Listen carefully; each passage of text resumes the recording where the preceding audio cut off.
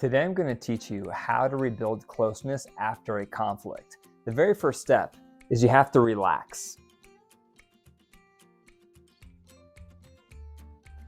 In the aftermath of a conflict, you're going to be flooded, your partner's flooded, so you don't want to rush the reconciliation if you or your partner are still flooded. So the first step is you have to have a break from your partner before you can rebuild closeness. During this break, take at least 20 minutes up to 24 hours, and you're waiting until you both feel relaxed. You both are out of fight, flight, or freeze. During this break, do whatever lowers your heart rate. So maybe you need to go for a walk in nature. Maybe you need to take a nap. Maybe take a bath. Anything that's going to relax you is essential because you're not going to rebuild closeness with your partner until you and your spouse are both relaxed. Also, during this deflood time, do not stay in each other's hair, such as staying in the bathroom together, staying in the kitchen together, staying in the living room together. When you're flooded and you stay together, it's just a matter of time before the conflict re-erupts. So you need to have space from one another so that you can relax. Number 2 is listen.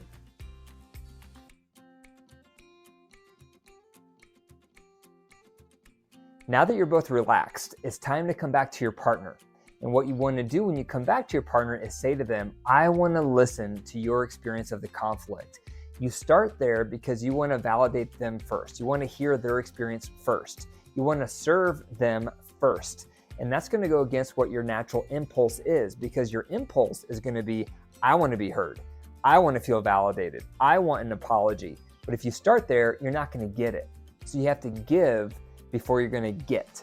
So during the second step, you're just going to listen to your partner's experience of the conflict. You're not going to interrupt them. You're not going to correct them. You're not going to rebuttal. You're not going to get defensive. You're simply listening. You're trying to zoom out and really hear what was their overall experience. What was the overall impact? What was the overall feeling that they had in the conflict? And it's okay if it's not how you remember it. That's going to happen. But do not get into the weeds and start debating with them on the correct sequence of events. That's going to re-escalate the conflict. So during this step, all you're doing is listening to your partner's experience of the conflict. Number 3, you're going to own your peace. Ownership means you are listening for the piece in the conflict that you did that made things worse. Maybe it was your attitude. Maybe it was your tone. Maybe it was your behavior. Maybe it was an assumption you made. Maybe it was a reaction you had. When you're listening to your partner's experience, you're listening for, what did I do in this conflict that made it worse? Maybe it's only 10%, maybe it's 20%, maybe it's 30%, who knows? But that's what you're listening for, because that's the next step, is now you have to own your piece. And you own your piece by saying, I own that I made this conflict worse by doing X. Owning your part is very humbling, it's very noble, and it's very inspiring to your spouse because that's what they crave. They want you to own something. So when you own your part, it doesn't mean you're owning everything, but when you own your part, it's very motivating to your partner to want to reconnect and feel close with you again. And this is a hard step because your human nature is going to want to highlight what your partner did wrong, how they screwed up, how they made the conflict worse. That's what your impulse is going to be to focus on. So owning your part is the opposite. And that's why it's so transformational and such a key step to rebuilding closeness after a conflict. Before moving to number 4, if you're ready to rebuild your relationship, if you want to heal your resentments, comment the word call below to set up a free consultation with a member of my team to learn more about my ER Marriage Intensive. Number 4 is apologize.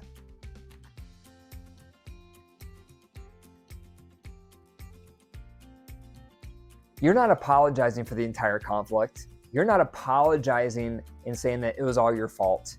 You're not apologizing by saying everything was because of you. What you are apologizing for, though, is the piece you're owning. So for example, let's say that you owned that you were making a negative assumption about your partner in the conflict and that made it worse. If you're owning that, that's the piece you apologize for.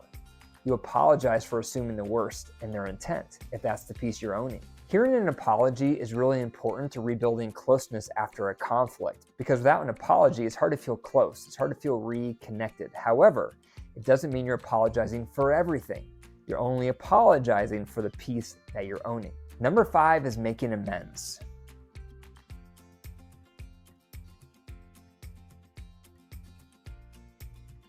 Making amends are the solutions. So when you go back to what you're owning, now you're thinking about how can I make amends for this piece I'm owning moving forward. So for example, if you're owning that you made a negative assumption and that contributed to the conflict, now you're thinking about what can I do different next time?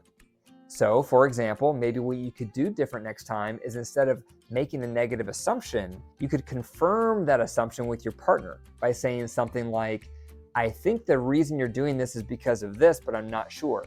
Is that correct? That could be a way to confirm your hypothesis to see if your assumption is correct, instead of just assuming your assumption is correct. So when you're making amends, all you're doing is thinking about what changes can you make based on what you're owning moving forward.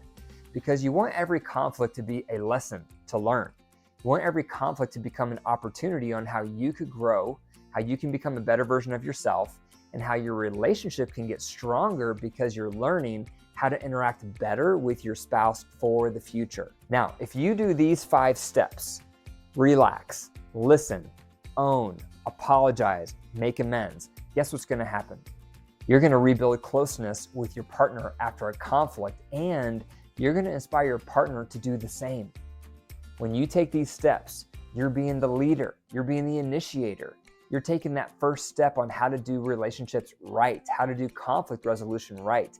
And that's gonna be a role model and an inspiration for your partner to follow suit. Leave a comment and let me know which of these 5 steps are not in place in your relationship when you have a conflict. And second, let me know how these 5 steps could help you and your partner rebuild closeness after a conflict. And if you're ready to resolve your resentments and rekindle your love, comment the word call below to set up a free consultation with a member of my team to learn more about my ER Marriage Intensive. If you found value in this video, be sure to like it and subscribe to my channel. And if you enjoyed this video, be sure to watch this one next, which is my playlist on how to resolve conflicts effectively in your relationship. Thanks for watching. I'll see you in the next one.